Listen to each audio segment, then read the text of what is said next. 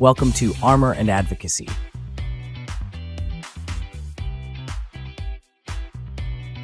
Welcome to Armor and Advocacy with Colin McNamee of McNamee Defense.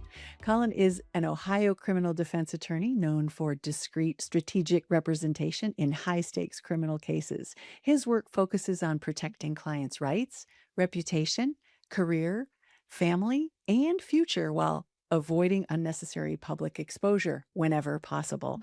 I'm Lisa Mosbey, and today we're focusing on what actually moves a criminal case and what tends to matter far less than people expect. Colin, I am looking forward to hearing about this. Are you ready to get started today? I am, Lisa. Thank you again for having me back. Colin, at the beginning of a case, what are people usually focused on that doesn't end up determining the case's direction? Good question, Lisa. A lot of folks early on are more focused on the judgment they are receiving from members of their community or from the news media. What outsiders think, what they're saying, what they believe happened in the case really doesn't matter. That all boils down to a form of judgment that I really try to convince clients through my advice doesn't matter. Right? It's easy to focus on, particularly in today's social media, short news cycle type of universe, but ultimately it doesn't matter. Community sentiment, what the general thought about a certain type of offense in the community may be, that tends to matter in a sense because it often helps to guide the prosecution or to help the prosecutor determine what is and is not important to members of their community, which then dictates outcomes and charges from time to time. But the individualized judgment, the statements of persons online, news media commentary, articles in the newspaper matter far less than the weight that most folks give to them. And Colin, when you evaluate a case early on, what are the first things that you're looking at to understand how it may unfold? First and foremost, direct evidence, right? What is out there in the universe that might tend to show that my client is guilty? And we've discussed this before, Lisa. Obviously, everyone in this country is innocent until proven guilty, and it's the prosecutor's burden to prove beyond a reasonable doubt that a given person committed a specific offense. So if there is no direct evidence, think video footage, which is very subjective and sometimes doesn't matter, but in particular, forensic evidence, whether it's DNA, fingerprints, the presence or absence of a vehicle, things of that sort, direct evidence really matters.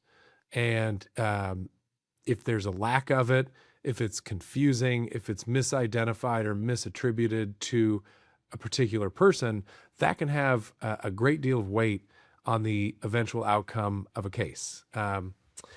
Prosecutors, just like all humans, have feelings, right? And they have preferences and biases.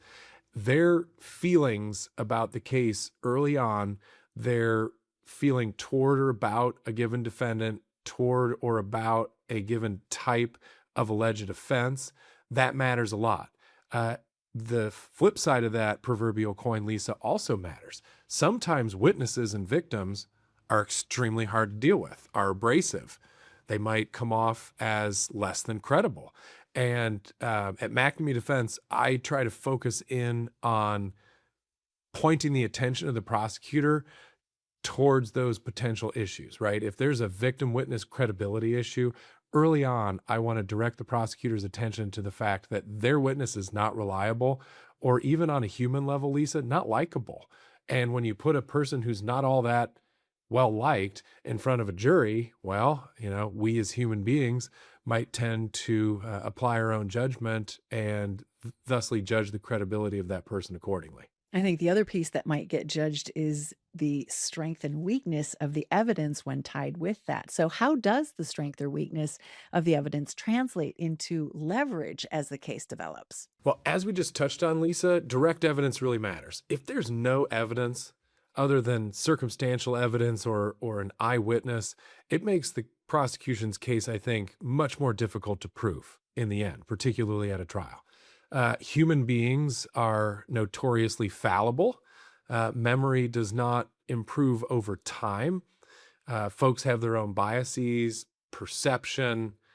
Some people are intoxicated from time to time, and that weighs heavily on whether or not a witness's interpretation or perspective on a given set of facts or an alleged happening will carry the weight that the prosecutor believes it does or should when it comes to trial. Circumstantial evidence is just that. It's not direct evidence. It depends on the circumstances. And most importantly, I think that means it depends on the perception of both the person who claims to have seen something and then the persons to whom they are telling their story, most importantly among them, the jury in a criminal case. Colin, what are some of the things that people assume will help their case that either don't matter or can actually make things worse?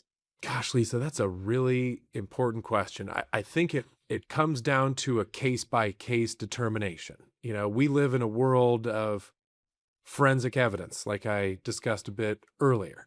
Some people think, well, if this allegation isn't on camera, if someone's ring camera or dash camera did not capture the alleged set of facts, well then, gosh, they can't prove me guilty, or vice versa. You know, video footage is just a very flat, sort of myopic viewpoint. And unlike the human eye and the brain that backs them, cameras are flat and they don't capture things within and without their field of vision that a human can perceive. So video evidence often is given more weight than it ought to be, and that it ought to be given.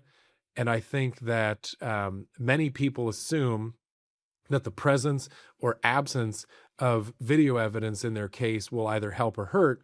And it's often the case that we're able to minimize the impact of that particular form of evidence. And Colin, how do early decisions after charges are filed start shaping the direction and potential outcome of a case? Excellent question, Lisa.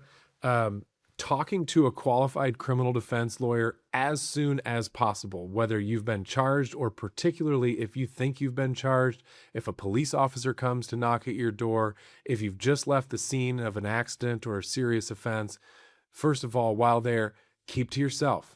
The only questions you have to answer are, who are you? What is your address? How can we get a hold of you? All the rest of those questions that the police or law enforcement might otherwise ask you, Lisa, are designed to ensnare you in their process. They are designed to offer you an opportunity to incriminate yourself. Don't give them anything for free. Do not answer their questions. Your responses to anything other than what is your name and what is your address should be, my lawyer's name is Colin McNamee, and you can reach him at the following phone number. No matter who it is, whether it's me or somebody else, find and talk to privately a qualified criminal defense lawyer as soon as possible. This is very important. Many people talk with law enforcement thinking that they're helping themselves, that they're somehow staving off a prosecution by being direct or cooperating. That is a big mistake. Guilty or innocent, the questions law enforcement ask you are designed to trip you up. The way that they ask questions can make an innocent person look guilty. Do not give in to your good nature. Do not answer their questions. Have the help of a lawyer. That's what we're here for. Let the lawyer answer the questions. I agree.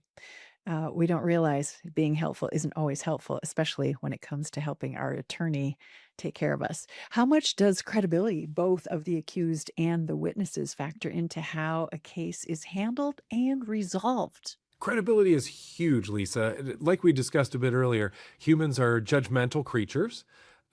We consciously and subconsciously weigh the credibility of others that we interact with, whether it's an important or mundane sorts of interactions in our life.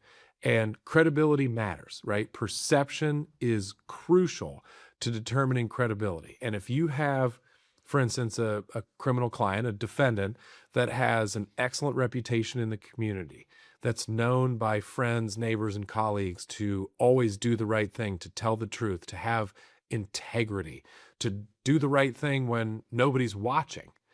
All of that is very, very important and can be leveraged by me. In this case, any qualified criminal defense lawyer will certainly put forth their client's good character, good nature, and credibility at the forefront of a negotiation trying to prevent the charge from being filed in the first place, or trying to negotiate a favorable resolution or a dismissal to the charge once a case has been initiated. Credibility matters a great deal when it comes to witnesses. As we discussed earlier, memory does not improve with time. Humans have their biases and the lenses through which we view the world around us, and perception is not the truth. It's just one person's perspective. So credibility matters. The reputation and credibility of your lawyer also matters. And when the prosecution, courtroom staff, the judge, and law enforcement understand and appreciate that they're dealing with a formidable, credible person in the form of a qualified criminal defense lawyer, they know that not only do they have to do their job and do their job to the best of their ability, but they know that the lawyer on the other side is going to hold them accountable and is going to press for the best possible resolution for their client under the circumstances. And the words that come to mind are confidence, experience, certainty. When you walk into a courtroom, or you're walking into a deposition, or walking into a meeting, all of those things are your reputation, your experience, and how you're showing up. Can you share an example with us where credibility may have played a factor in the outcome of a case, and it turned on something that most people wouldn't have expected? Having a diverse knowledge base, I think, is extremely important. There are many, many eminently qualified, well-educated, and experienced criminal defense lawyers out there in the world, Lisa, but not very many of us have the life and technical experience that's required to deal with the nuances and the scientific aspects of a criminal case, particularly a serious criminal case. I have a great deal of experience and expertise, for instance, in firearms, and knowing how all types of firearms operate, even down to the nuances of different brands and features that are equipped or can be later equipped after manufacture to a given type of firearm, is very important, because in a gun case, in a robbery, in any sort of matter where a gun is present, the technical knowledge of not only the operation, but the construction and the mechanics of a firearm can play into a positive result in a very important way. For instance, in Ohio, firearms have to be operable in order to be considered actual firearms under Ohio law. That means when the government takes possession of a firearm and they load it with live ammunition and attempt to fire it into a water tank or on a test range, when you pull the trigger,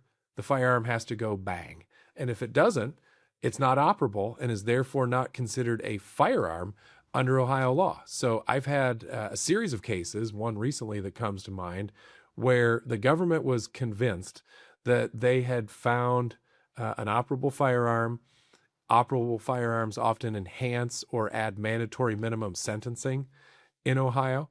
And when the government went to test fire that particular gun, it did not operate and did not go bang, as it were. And I knew from discussing the matter with my client, the type of firearm, the condition that I believe that it was found in, that it was not likely operable and thusly would not be considered a firearm under Ohio law. And therefore, the client was able to secure a good result.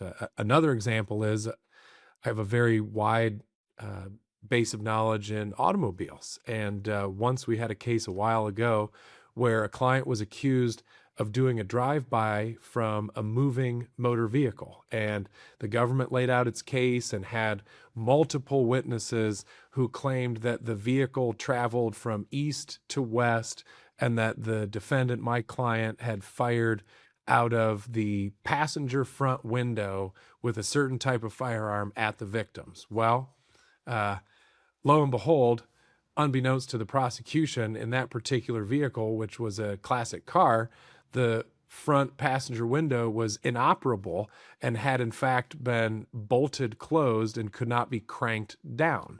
They didn't know that, and they based the entirety of their case on the fact that this set of circumstances, this particular direction of travel, this particular seating position of this particular individual who was the defendant, all had to line up in order for the evidence to show that the crime happened, first of all, but then that it was committed by my client. And when I asked them to go ahead and go on down to the impound lot and try to roll down that front passenger window, and the window didn't operate, boy, they were very surprised. And let's just say that case did not go very well for the government. Good question, Lisa. So, Colin, this has been enlightening, and there's so many details. I have a fairly decent understanding of the law, but still, many things that you brought up today are over my head, things that perhaps most of our audience wouldn't be tracking with, following, not even understanding. What are your recommendations for folks who might find themselves in a situation that they don't know how to handle and don't know how to step forward with? It's an excellent question, Lisa. I help people in criminal cases from all walks of life, no matter who they are, what their education or background is. The most important thing that I would suggest or advise to a prospective client, somebody that's facing a criminal charge or is about to be, is pick up the phone immediately, call and set a meeting with a qualified criminal defense lawyer. No matter how sophisticated you are or think you are, there's always something that a defense lawyer can bring to the table, another perspective, a nuance, a way to view or shape the evidence that could be absolutely dispositive of your case. So please, please, please take the time to do your research, your due diligence, ask your friends and neighbors for recommendations, find a qualified criminal defense lawyer. I would very much appreciate if you gave me a call here at McNamee Defense, but no matter what you might take away from this episode, listeners, and thank you for the question, Lisa, please call a qualified criminal defense lawyer immediately. We can help. I just want to thank you for your insights today. I know it was eye-opening for me, and thank you again for your time. You're welcome. Thank you very much for hosting, Lisa. Much appreciated. That's it for today's episode of Armor and Advocacy. If you're facing a criminal charge or investigation in Ohio, understanding what actually matters and acting on it early can make meaningful difference in how your case is resolved. To learn more or schedule a confidential consultation, visit McNameeDefense.com or call 614-957-7629. Thanks for listening, and don't forget to subscribe, share, and leave a review. And we'll see you next time. Thanks for watching. Be sure to hit that like and subscribe button and leave us a review in the comments.